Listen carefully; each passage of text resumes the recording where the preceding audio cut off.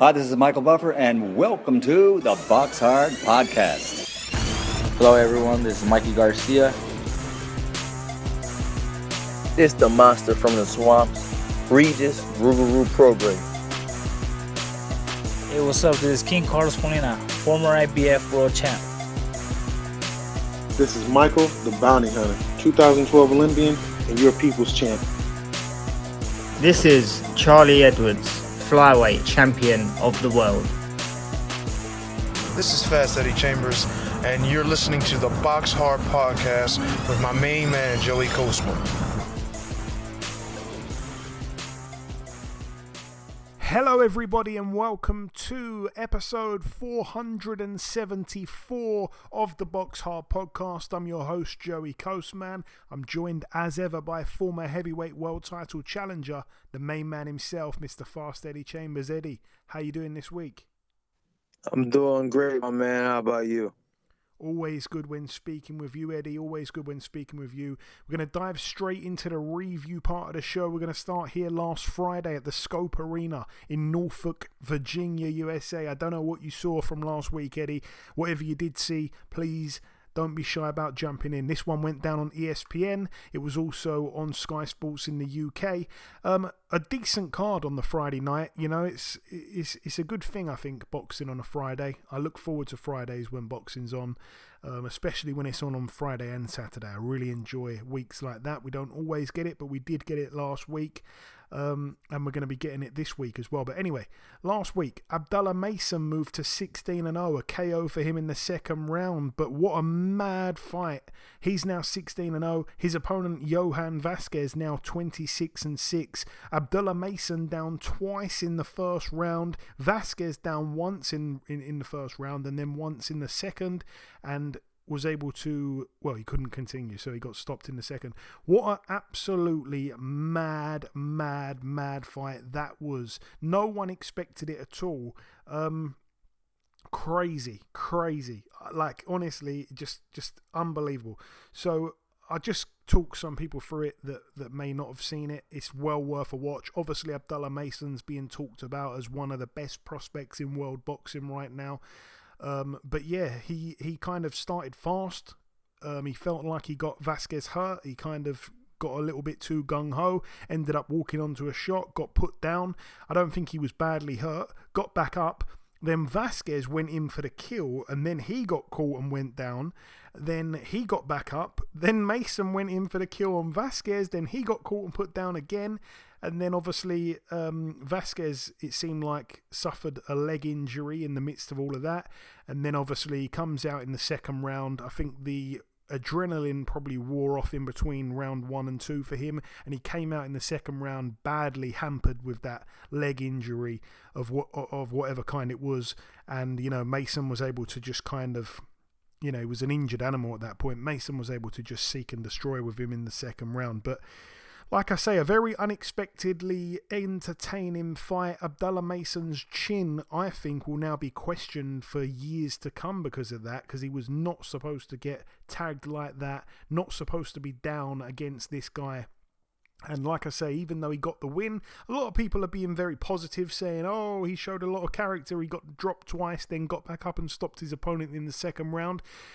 That's a very positive way of looking at it, but I was not very impressed. I mean, when you look at it in that way, that sounds good, but he showed some serious, you know, inexperience there, you know, completely trading with his chin up in the air. He is supposed to know better than that.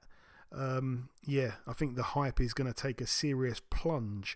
Again, I don't know if you saw any of that, Eddie. You did unmute for a second, but I will come to you in a minute if you did. Go on then, Eddie. Go on. Did you see it?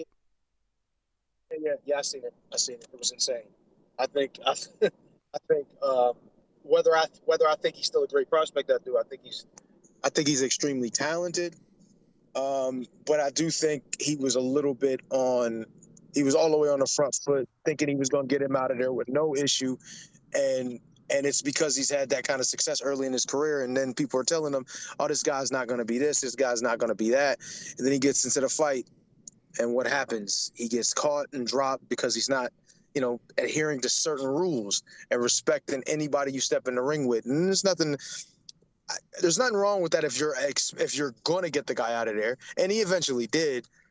But, as you can see, he's also paying for it, too, by just not thinking there's anything coming back. And I always tell my guys, it's not one-way traffic in boxing. It's always two-way. So you got to be careful. I don't care who you're in the ring with. So, yeah, I mean, that's good for him to have it at this point in his career, and he got through it. But he definitely is going to have to look up and make sure he stays, careful in the future. Yeah, like I say, it almost went terribly wrong, and it did go terribly wrong for another fighter on another card. We'll get to that. Moving up the bill, friend of the show, Troy Isley moved to 14-0, a unanimous decision for him over 10 rounds against Tyler Howard, now 20-2. That one for the WBO, NABO middleweight title. Really happy for Troy Isley. I don't think he gets much hype. But I feel like he's improving all the time, and this was supposed to be quite a competitive fight. Some people felt that Tyler Howard had a good chance in this one, but it wasn't really that competitive. It wasn't that eventful, mind you, but Troy Isley was able to dominate that fight there, so good stuff for him. Also on the card as well, we saw Rais Aleem move to 21-1, a unanimous decision for him over 10 against Derlin Geraldo, who's now 12-3 with a draw. Geraldo down in round 5, but got up and lost on points. And the main event, I tell you what, I'm going to have to just hold my hands up and apologise here. I did say that Keyshawn Davis is no way going to stop Gustavo Daniel Lemos. How wrong I was. Lemos down 3 times in the second round and down and out, like I say. The referee waved it off. Lemos now 29-2. Keyshawn Davis now 12-0. This one was for the vacant IBF Intercontinental, the WBC USA and the WBO Intercontinental lightweight titles. Unbelievable fight. I mean, I have to say, Keyshawn Davis, I did not expect this. I really didn't. I've said before, I'm a massive Keyshawn Davis fan. I think he's got so much charisma in and outside the ring. I love the way he fights. He's a true boxer puncher. He can box, he can clearly punch, and he showed it last week, much, much, much more than I thought he would, especially that early on. It's just... it was just such a brilliant performance from Keyshawn. He just caught Lemos early on and just didn't let him off the hook, really. And Lemos, as we know, came in massively overweight. Keyshawn Davis still felt like he had to go ahead with the fight, despite the strange weight difference between the two. He could have decided that he's not fighting, but he did. He did carry on with the show. His 2 brothers boxed on the undercard. His, I think, 3 sisters sung the American national anthem in the ring. So it was a massive family affair. Obviously, in his hometown of Norfolk, in his backyard. I think he's from Norfolk. So yeah, really unbelievable performance from Keyshawn Davis. I mean, so unexpected in many ways. Lemos arguably beat Richardson Hitchens. Most people felt he did beat him, and this was a massive, massive, massive step up for Davis. He was just fantastic. Even in the first round, he was doing that stab jab down to the body of Lemos, hitting that gut. He was just fantastic. I was so impressed, and I cannot praise his performance any higher. He was absolutely fantastic. Again, I don't know if you saw anything of that, Eddie, but really good performance from Keyshawn if you did see it. Yeah, I saw it. It was incredible. I honestly, from what I heard, and I heard about the fight with Richardson Hitchens, I thought the guy was going to be so much better. And then I thought him being so heavy, I was like, you got to be careful, man, in these first few rounds with this guy, because, I guess he must be some kind of a puncher. Strong on the Argentinian guys, and it's like, wait, he's gonna have to really be on his P's and Q's early, and he was. And I loved it. Like you mentioned the stab jab, I loved the stab jab, what he did and how he used it. And the guy was really struggling to figure out how to land shots, so he started kind of hopping in, and then taking crazy chances unnecessarily. I thought maybe he didn't think he was going to get hurt by the shots he felt. And he ran right into that. I think was it a check left hook or was it a right hand? I can't remember what the first one was, but he ran into it, and it was good. It was a nice, quick little, and then it was like just more like a what they call a flash knockdown at first. the first one, even though he was kind of like wobbly or whatever. But I think that was the first one, if I'm not mistaken, because then he got hit again. Did he get dropped 3 times or twice in the first round? In the second. Yeah, that's right. Okay, so the first one, yeah. So I'm remembering right. So the first one seemed like a little flash that he caught him, boom, and he kind of dropped him. But the second one, when he caught him with the hook, he was really wobbly, and he even got up and fell back and went back down. And most of the time when that happens, the refs will stop it. So he was lucky to even get another opportunity, let alone another knockdown. So he got up and he went in. It was all about he was definitely the businessman in that moment. He took him apart and he only landed a few more shots, but that last shot that he caught him with on the way down was a killer. That's where brain damage is made from. You know what I'm saying? So these guys got to be careful. But it was a hell of a performance. I think he really showed he is in a very high class dude now. He's in a position now to get a title shot. Possibly even separate himself from other prospects. I don't think he's no longer a prospect. I think now we got to call him a serious title contender. So.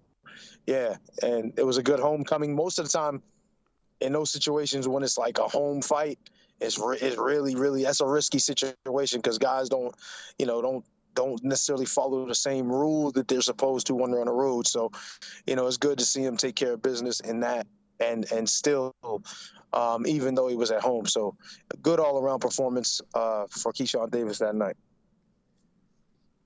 I like the way you dropped in there that he took care of business. Obviously, his nickname is the businessman. It was certainly took care of.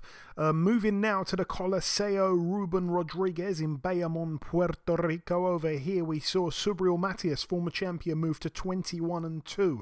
He lost the first round on all 3 judges' scorecards, then came out and got the stoppage in the second round against Roberto Ramirez, now 26-4 with a draw. All the best there to Subriel Matias. Hopefully we see a big 2025 for him. Moving now to the Osceola Heritage Park in Florida, USA. Over here, another friend of the show, Joseph Jojo Diaz, 33-7 now with a draw. I didn't see the fight, but he lost a split decision over 10 rounds to Abraham Montoya, now 23-6 with a draw.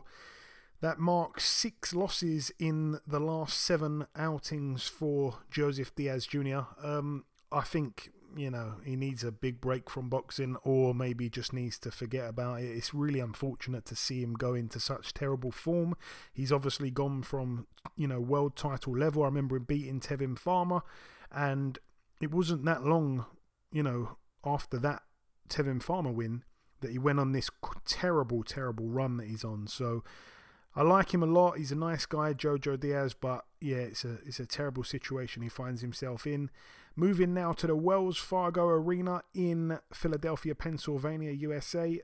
Let's talk about the undercard first. Austin Ammo Williams was quite it all come to an end quite quickly. He's now 17-1.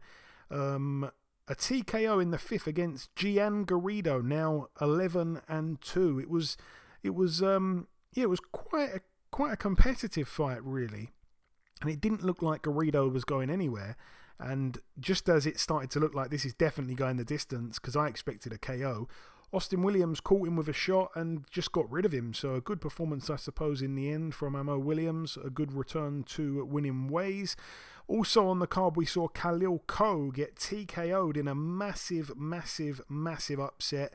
He was 1-20 to win the fight, $20 to just win $1, and he got TKO'd there in the 9th round of a scheduled 10 for the WBC USA light heavyweight title. Khalil Ko now 9-1 with a draw. His opponent Manuel Gallegos now 21-2 with a draw. I can't remember how many knockdowns there were. I think there must have been about 3 of them. Khalil Ko, the only thing I remember from that fight is his cornerman getting in the ring, and I'm not going to go into details of what happened, but his cornerman got in the ring in one of the rounds, and I couldn't really pay attention to the rest of the fight from that moment onwards, but he really got exposed there. It has to be said. That was a terrible performance from him. when he got hit, he just seemed like he didn't know what to do. He kept kind of turning his back and like running away. It was awful. It was awful. Yeah, terrible performance from him. Very, very flat. He seemed like his gas tank emptied out really quickly, and he completely got battered, really. Also on the card, a return to winning ways for Raymond Ford, now 16-1 with a draw, a unanimous decision over 10 rounds against Orlando Gonzalez, now 23-3. Good return to the ring there for Raymond Ford, coming off a loss. Good to see him back. Also on the card, what a performance here from Jesse Bam Rodriguez. Unbelievable. He's now 21-0, a TKO for him in the third round against Pedro Guevara, who's now 42-5 with a draw. All of his losses were either by split decision or majority decision. He's finally been stopped for the first time for the WBC Super-Flyweight World title. Bam Rodriguez is a true pound-for-pound fighter, a true top talent, and it was just amazing to see him fight the other night, and it's always amazing to see him fight, in all honesty. He is a true pound-for-pound level fighter, and I was thinking about it as well after the fight. He really is possibly, number 4 on the pound-for-pound list, honestly, because the top 3 are obviously Inoue, Crawford, Usyk in any order, but Bam, for me, could be right behind those guys. If he's not number 4, he has to be number 5.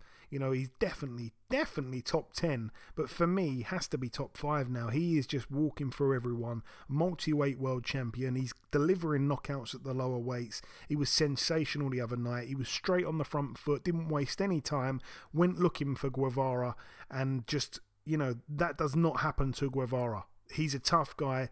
He was coming off the win against Andrew Maloney in Australia. He's a very tough guy. He can take a punch, but he could not deal with what Bam brought to the table the other night.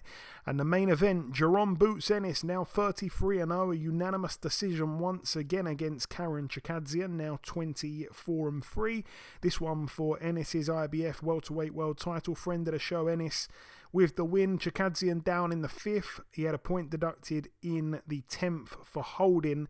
I'm not going to say too much about this fight, Eddie. You're probably gonna have more to offer than I do, but we all expected a stoppage this time around. We didn't want a boring fight because the first fight was boring. But this fight wasn't boring. It wasn't boring at all. Chikadzian actually had a hell of a lot more to his game than we ever thought. Especially, going off that first fight. We felt that Chikadzian was very negative. You always credited him for his footwork, but mainly for the fact that he was using his footwork to get out of danger rather than stepping in the zone. Ennis is obviously heavy-handed. He's obviously a good boxer, but he was hit way too much the other night. He was caught with every shot in the book. He was being backed up a lot as well, which I was very surprised about. I think, again, you're probably going to touch on this, but the advice in the corner from Bozy Ennis seemed to be a little bit amateurish, I could just hear time and time again, stop him this round. You're a much better fighter than him. Stop him this round. Get him out of there. Yeah, I thought that Harvey Dock as well, the referee, was terrible. I think the point off, obviously, late on in the fight was the bad, was a bad decision. I didn't like Jaron Ennis as well, playing up to the crowd. I didn't like every time he was exaggerating the holding as well. I hate seeing fighters do that. Chris Billum-Smith does that a lot. I hate all that stuff, like, complaining like, so the referee can see, but the fighter that's holding you can't even see because you're pulling these faces. I hate stuff like that. Trying to kind of, let the referee know. I know that some people have to do it sometimes in close fights, but I don't really like to see it, especially at the highest level in the sport. Boots was talking to people outside the ring during the fight. I didn't like that. Obviously, Chikadzian, that knockdown in the 5th, he took a knee. Obviously, he had his senses about him, took a knee. It was a calculated knee because Ennis was lighting him up a little bit at that stage and he just couldn't halt Ennis's attack. But yeah, he got back up and danced his way to the end of that round in the 5th. And yeah, it was calculated, that knockdown. I don't think he was massively hurt. I'm going to let you talk about it, Eddie, but I'm just going to end on this. I really would love to see Jaron Ennis and Errol Spence. That's just my weird dream fight for 2025 for Ennis. But anyway, what did you make of it, my friend? Yeah, I agree with most of what you said, Joe. I mean, all of what you said, really. But as far as the fight, it's your dream fight. I think it would be a real bad one for Spence. I don't think, the reason why he got hit a lot, and I'm gonna talk about the whole Spence thing after. But I gotta agree, yeah, he got hit way too much. Even in the fight previous when he fought Avanesian, got hit way too much, and his focus, I don't think, is where it needs to be when he's when he's in there with these type of guys. His focus needs to be way more locked in. Like you said, he's talking to people outside the ring. He's trying to, like, it's almost like a showboating tactic kind of thing. Like, and I just don't like, being not present enough and dealing with who's in front of you, because regardless of what the guy was before and what he did before, that's not who you're facing that night. You know what I mean? On the night that you fought him, he was coming to you. He was catching with some, I call them sleepy shots, because they could put you to sleep.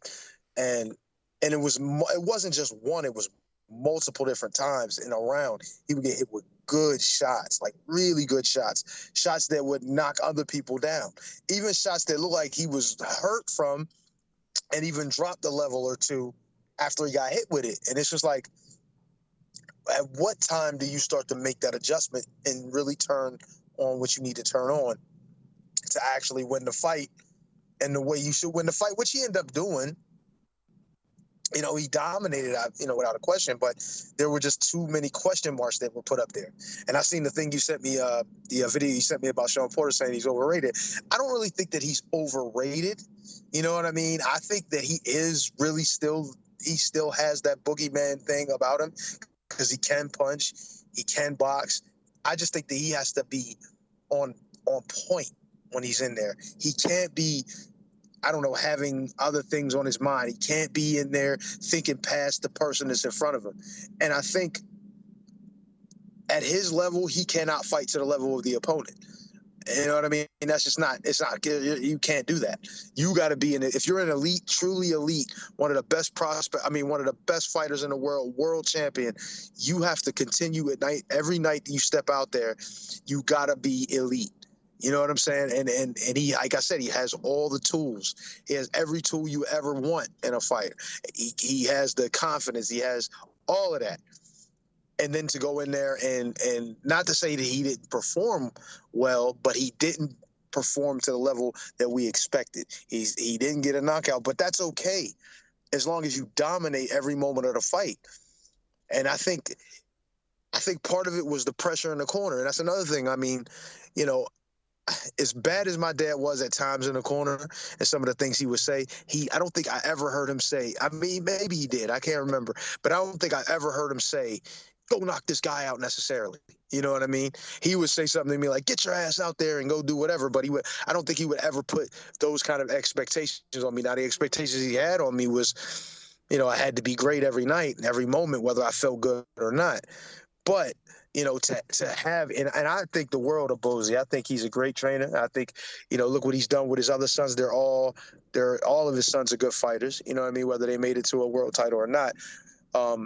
And then to have this kid, he's awesome. He's an awesome fighter and a future, he's already a world champion, but he's got a hell of a future ahead of him.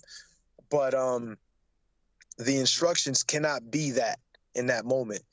Like, that's a world championship fight, whether you think anything of this guy or not. It doesn't matter. That has nothing to do with it. You got to still treat it as a professional, high-level, world championship level fight. You can't be in there saying, man, go knock this guy out. Man, get this guy out of here. You can't do that. That's not instructions. Even though there was times he would give instructions based on what he wanted, like, oh, I want you to do this or we'll do that. Then he would follow it up by saying, oh, man, but get this guy out of there, man. I'm tired of this, man. You ain't supposed to be in there with this dude no more. This guy ain't nowhere on your level. And that's fine. But then what does that do to Boots? That puts him in a situation where it's like, my pop ain't gonna be happy unless I get this guy out of here.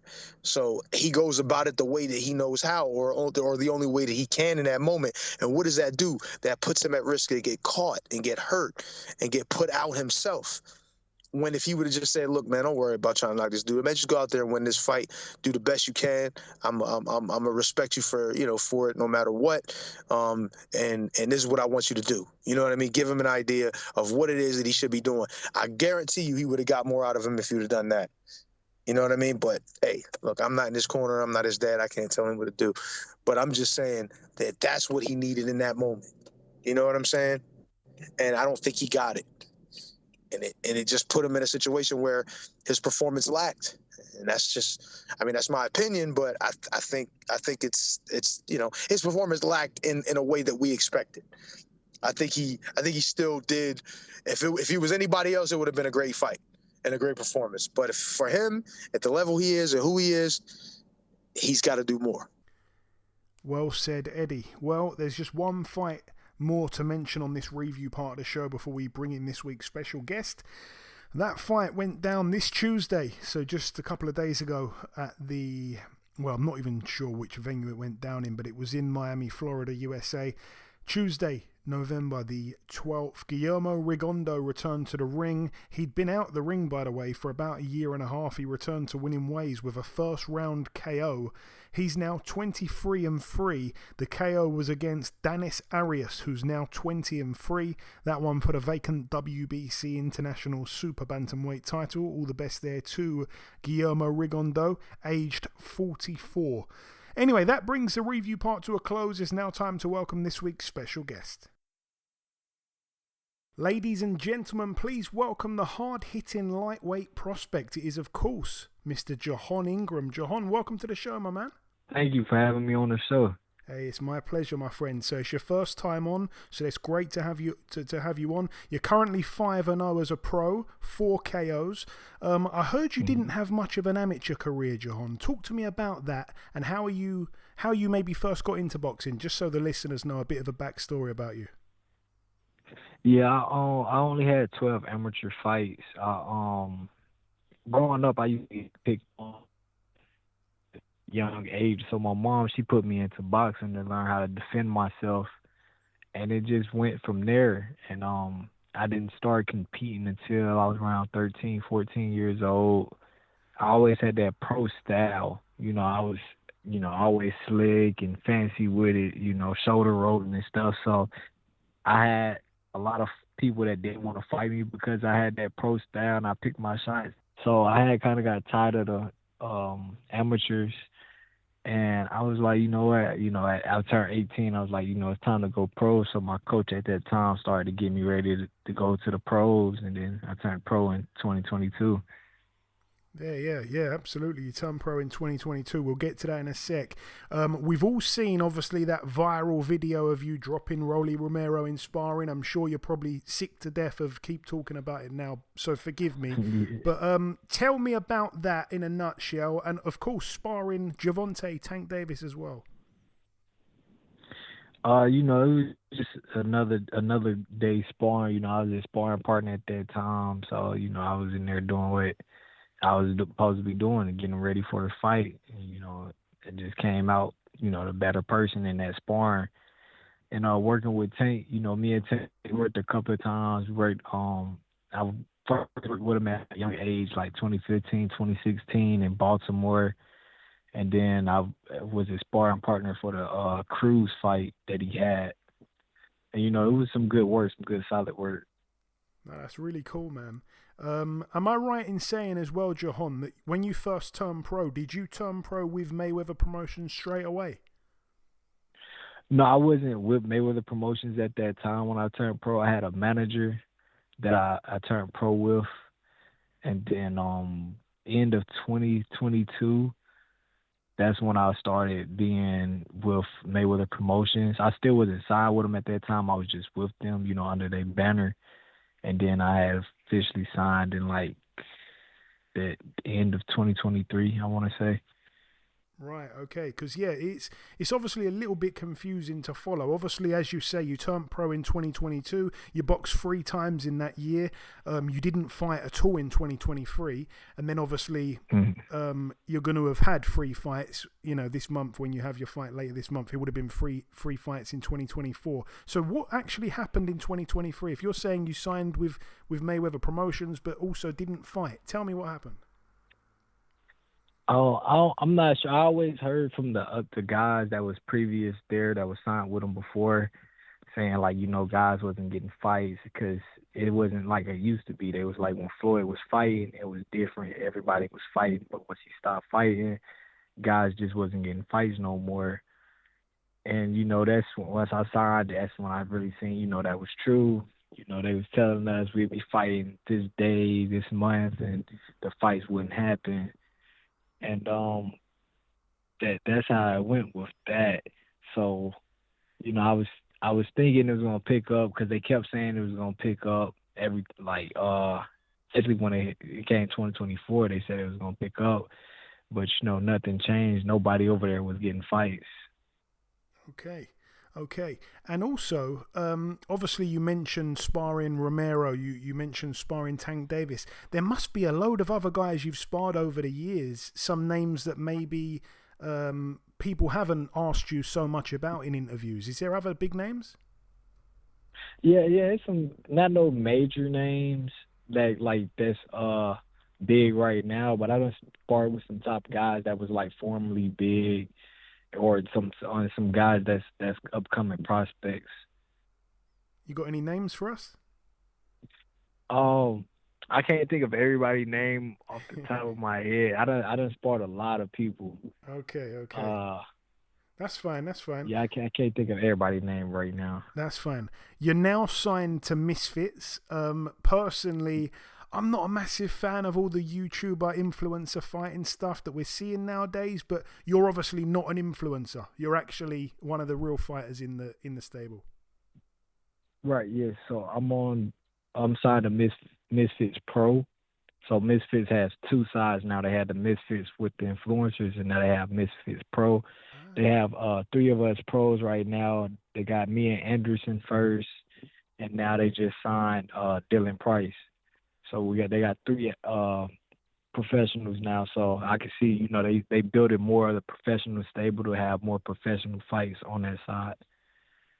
Okay, that's really interesting. I didn't know that, so that's really good to know, because I just kind of thought to myself, like, yeah, man, the influencer thing's not really my thing, but if they've got a separate entity, that sounds really cool. How did that come around? Because again, that's kind of random for a guy that's only had a handful of fights.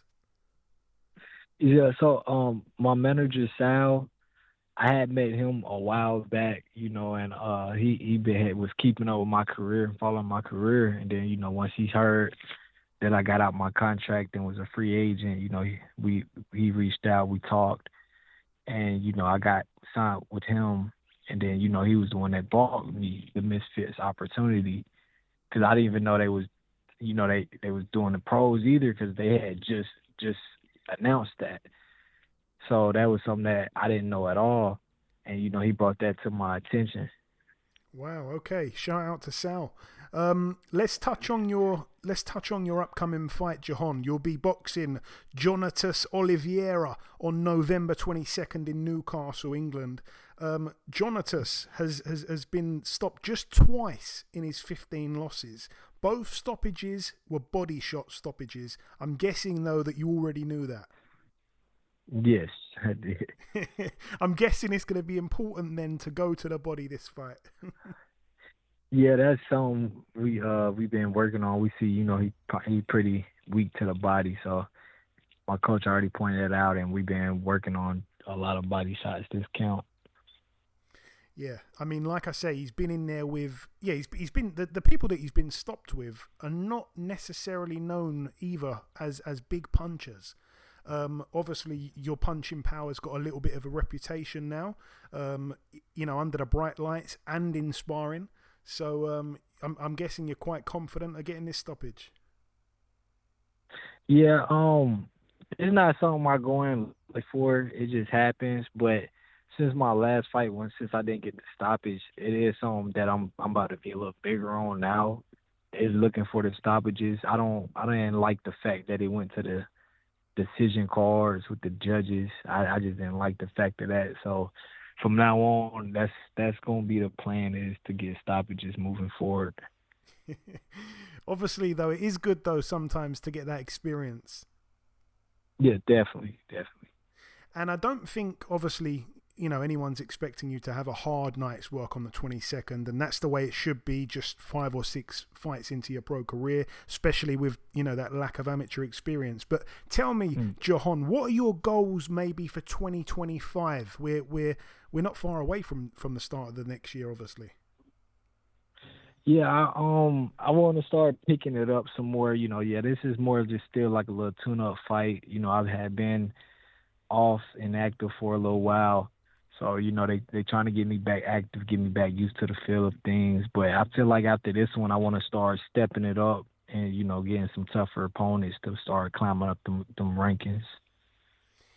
And again, I don't want to put any words in your mouth at all, but is there anyone that you look at while being obviously a young, undefeated prospect, only 5 fights in, about to be 6 fights in? Is there anyone that you look at in the lightweight division and you look at and think, I really think I could beat him? Is there any names? Like I said, I don't want to put words in your mouth there. No, it ain't no words in my mouth. I know Raymond Ford came up to 130. I like to see him. I want to say Andy at 130. I like to see him too. I really got to do my research at 130 because a lot of guys, they done moved. The guys that was at 130, they not there no more. So I got to really do some research to see who all there right now. But, like the Kid Austin, Abdullah Mason, all them guys. That's other prospects too. Like, yeah, I want to see them. So just to confirm, because you mentioned 130, that is really where you're going to be fighting at when it comes to actually needing to make weight, yeah? Yes. So, okay. Yeah, because this would actually be my first 130 fight. I haven't had a 130 fight since I turned pro, and that's my weight class. But I'm gonna see how it go with this fight. If not 130, this fight is going to determine, because right now I'm a few pounds off from 130. So camp Ben's going good, but this is how I feel once I really get there. Is going to determine if I'm going to sit at 130 for a while or go to 135. Because once I turned pro, that was 2022. So, I would have had plenty of time to be making 130 all the way up till now. But since I've been inactive, I haven't been sitting at that 130 weight at all. So I got to see how, my body reacts to it. I feel like I'm going to be okay, though. I'm going to be good. But if anything doesn't feel right, I'll be definitely at 135. Okay. I'm really happy that you cleared that up because obviously at the start of the interview I announced you as a lightweight prospect, but okay, it's good to know you're going to be at 130. So yeah, super feather. Just before we let you go, Jahan, I've kind of blown through the questions I had for you, but if you've got any closing words to the listeners, obviously, it's a UK-based podcast. You're going to be fighting here for the first time in the UK, and I also want you to maybe thank any sponsors you have, give out your social media handles as well. Take it away, my friend. The floor's yours. Yeah, I just want to thank everyone that tuned in to the show and listened in. November the 22nd, I look forward to putting on a great show out there in the UK for everyone in Newcastle. I look forward to come back for many more. You can look me up at Jahan Ingram on Google. All my social medias is Ingram Jahan. And, we look forward to becoming 6-0 November the 22nd. There we go. You'd be a fool to miss it. Tune in 22nd of November in Newcastle. Listen, Jahan, it's been my pleasure speaking with you this week. Thanks so much for your time. Best of luck on the 22nd, and we'll speak sometime afterwards, my friend. Yes, sir. Thank you. Okay, now it's time for part 2 on this week's show. This part, of course, usually the news part. We've got nothing, though, to bring you this week as of yet.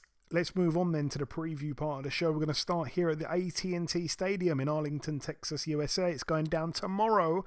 on Netflix. If you've got a Netflix subscription, then you're going to get this event for free. What a mad situation. I'm actually quite excited for Netflix boxing, I guess. The main event we're going to touch on in a minute, but I like the undercard. I think there's obviously some good fights on that undercard, and it's going to be interesting to see what Netflix production's going to be like.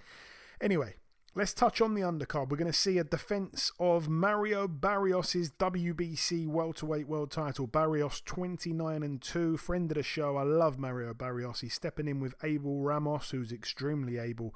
He is 28-6 with 2 draws at the minute. It's going to be a really good fight there, I have to say.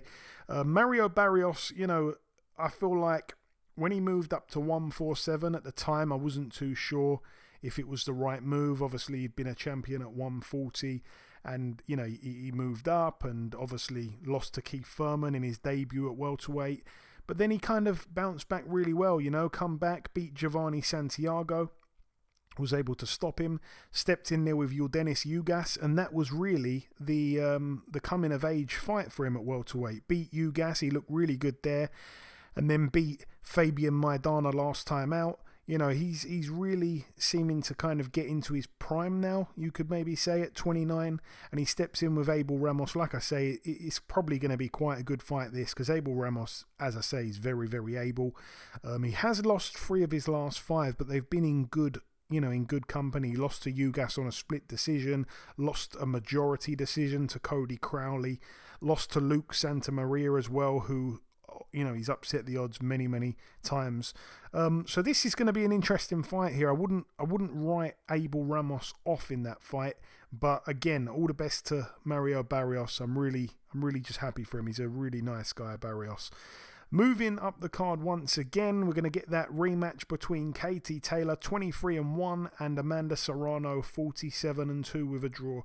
I do feel like we need the rematch with Chantel Cameron rather than this rematch here with Serrano, even though obviously Katie Taylor and Amanda Serrano boxed first and we didn't get the rematch, but I feel like we're some time's gone by now and she's boxed Chantel Cameron twice. I would have preferred to see the third fight with Chantel Cameron rather than this fight here, but it's still very intriguing. It's obviously over 10-2s. It's for the undisputed super lightweight world titles. Amanda Serrano 47-2 with a draw, like I say. She does seem to have slowed down a little bit in terms of getting KOs. She did get a KO last time out, but prior to that she'd gone on a super long run of going the distance. Obviously Katie Taylor, some people will say it seems to be on the slide a little bit perhaps. She was able by hook or by crook to beat Chantel Cameron last time out, but that was a whole year ago now, and obviously Katie Taylor is 38 years of age. Amanda Serrano in that time has had a couple of fights, if I'm not mistaken, so it's going to be a good one here. It's going to be a good one.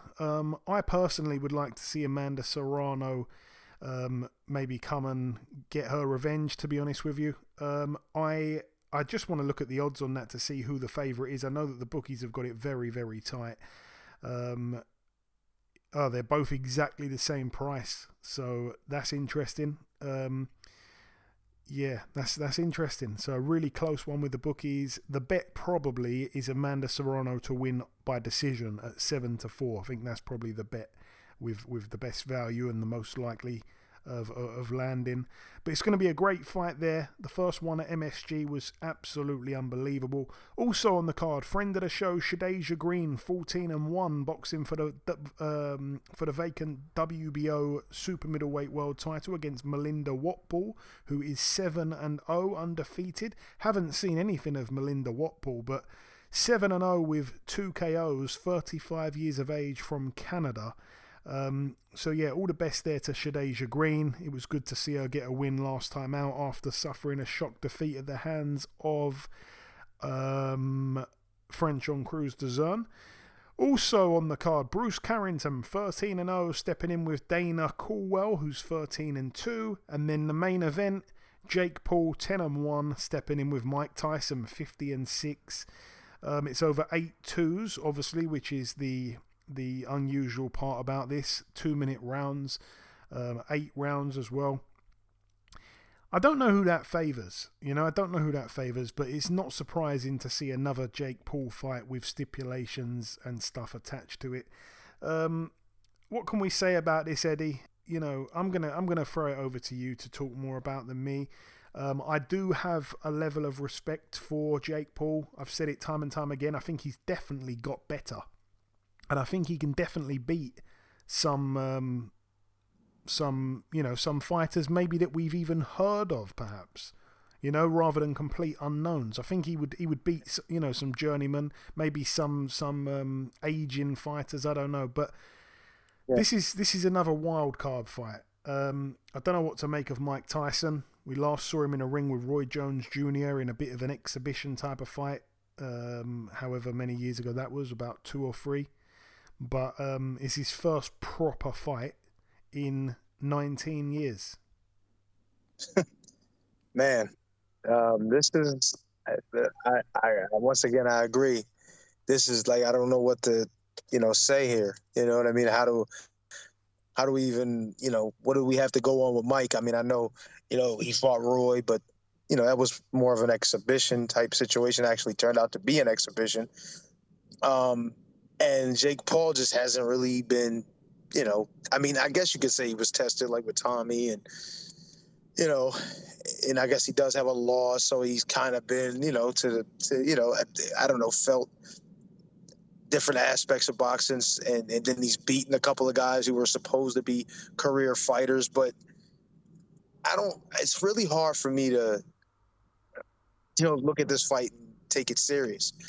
I do know that Mike, even in the first few rounds, whether it's 3 minutes or 2 minutes, it's going to be dangerous.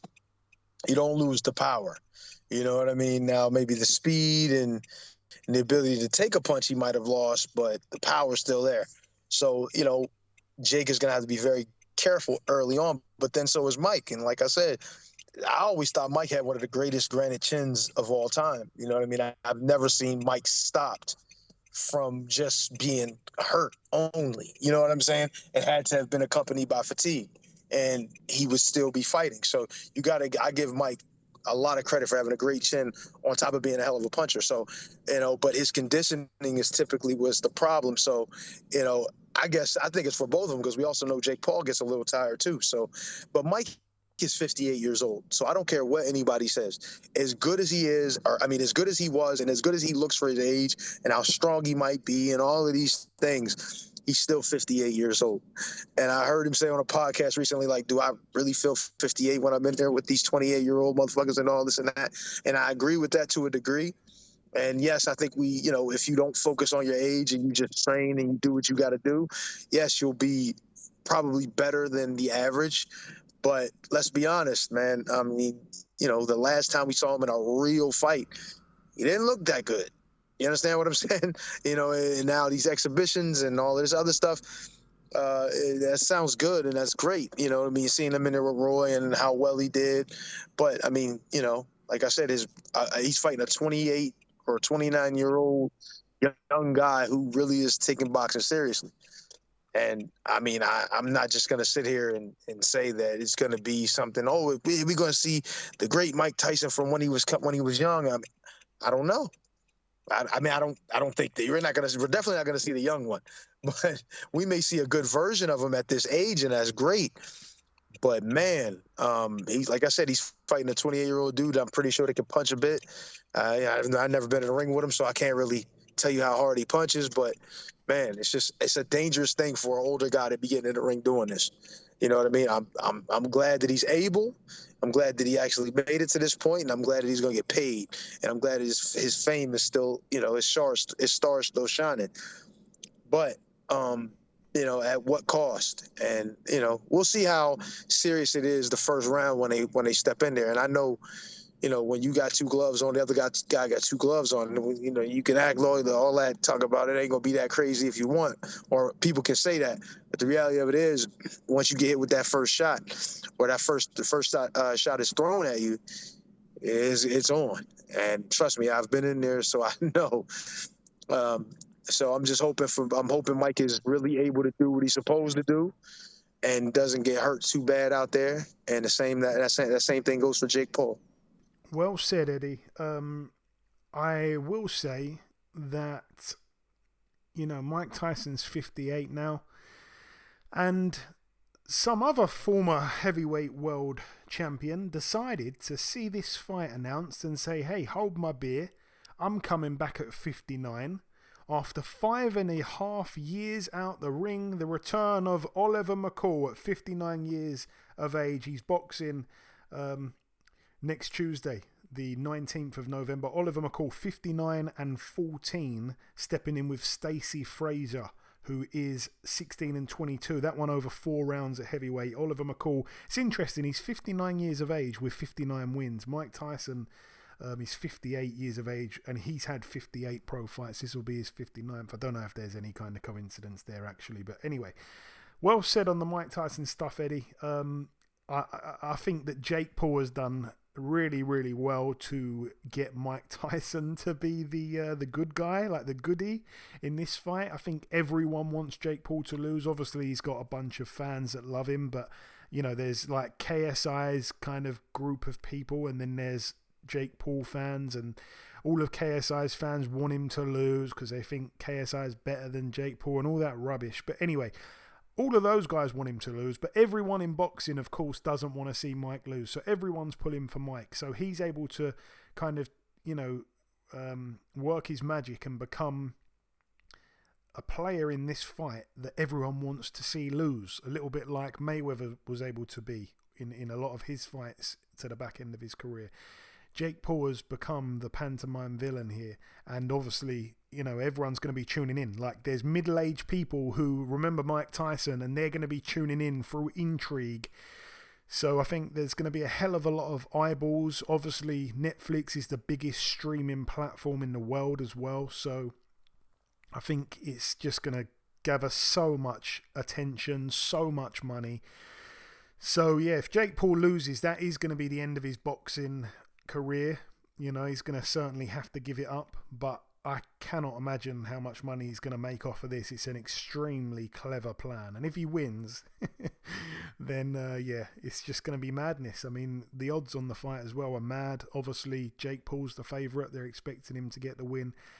I'm going to have to bet on Mike Tyson, I think. You just have to, don't you? Moving on now to the Windhoek Country Club Resort in Namibia. Over here, we've got friend of the show. We've got pub owner and policeman Jeremiah Nakafila, former legit contender at Super-Featherweight. He's boxing here at lightweight. He's 25-4. He steps in with Tafadzwa Mushando, who is 5-1. All the best there to Jeremiah Nakafila, who I'm sure, if he wins, will have a celebratory pint in his pub, the Low Key Pub, if you ever visit Namibia. I have to go there one day, simply. Moving now to the venue in Riyadh in Saudi Arabia. This one goes down on Saturday. I think it's going to be, if I'm not mistaken, live on Sky Sports, I believe, because obviously it's the Sky Sports and Boxer, they're merging here with Oscar De La Hoya's Golden Boy Promotions. I'm not entirely sure why it's not going to be on DAZN, but I've heard this one's going to be live on Sky Sports, so that's probably better, really. It's better than having to stream it.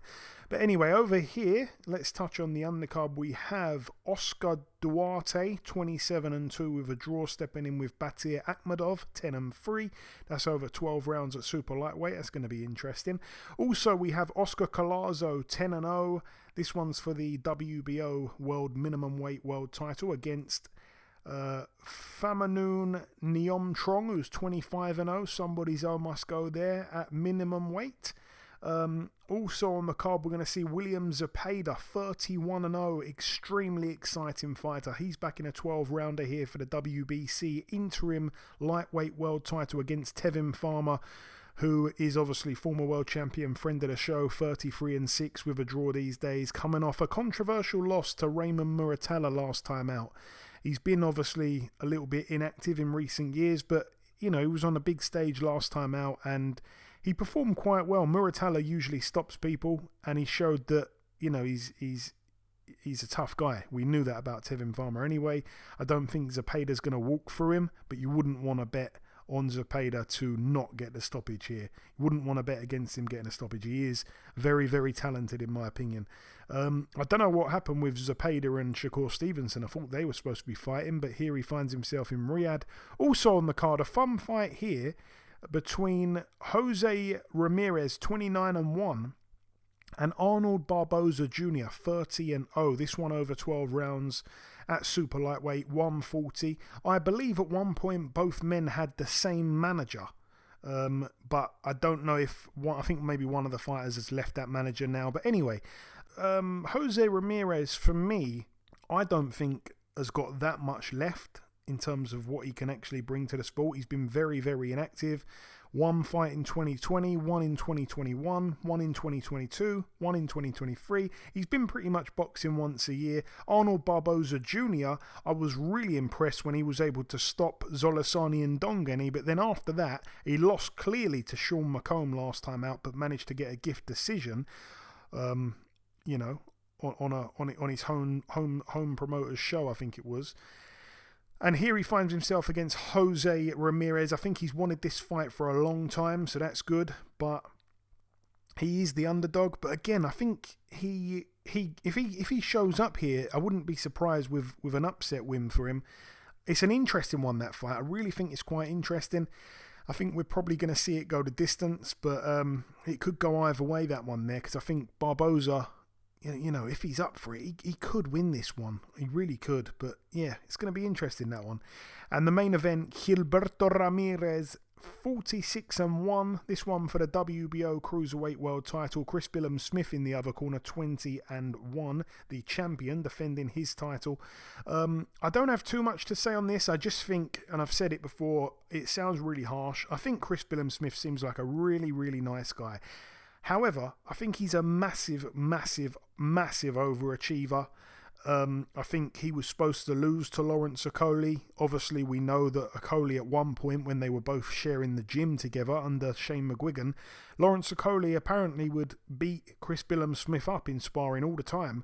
And then when they boxed each other under the bright lights, Okolie was dreadful. Chris Billam-Smith boxed to a good game plan and managed to somehow dethrone Lawrence Okolie and take his O.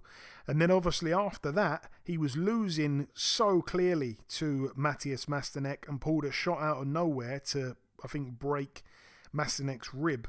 And he won the fight because of that one shot that he pulled out of somewhere in the 8th round. Other than that, he was losing very clearly. And then against Richard Riakporhe last time out, Riakporhe was horrendous. So I feel like I'm being harsh on Chris Billam-Smith because I'm saying his opponents were bad rather than he was good. He has been in those fights, he has been victorious in those fights, and he has improved a hell of a lot, but I don't think he's going to have anywhere near enough to beat Gilberto Ramirez, who for me is a very good fighter. 46-1 these days. That one loss to Dimitri Bivol, coming off a brilliant win last time out against Arsen Goulamirian up at cruiserweight, obviously. So he stamped his legitimacy, if you like, at this division as well. Obviously, he's moved up the weights.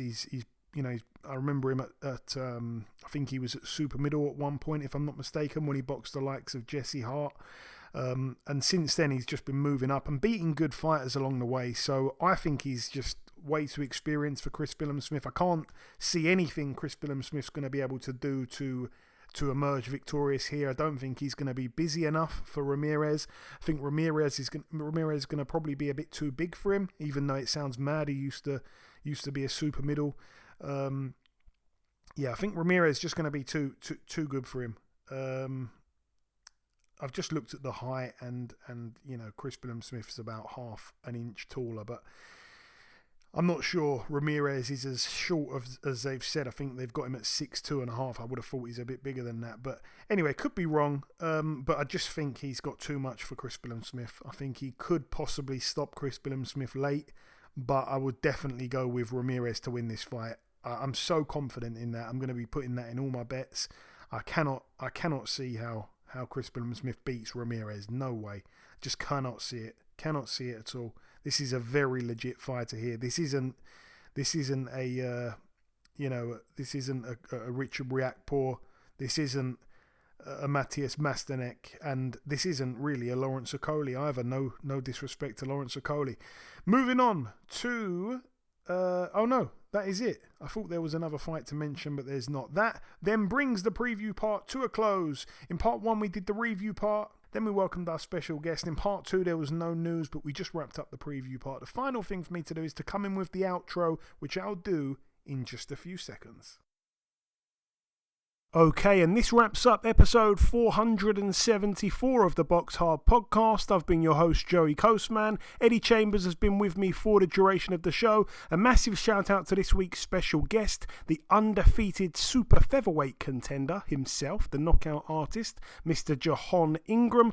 All the very best to him in his future. The biggest thanks of all goes out to you, the listeners. Thanks once again for tuning in. That is about everything now from myself. Enjoy your weekends, people. Stay safe, and we'll see you all again same time next week.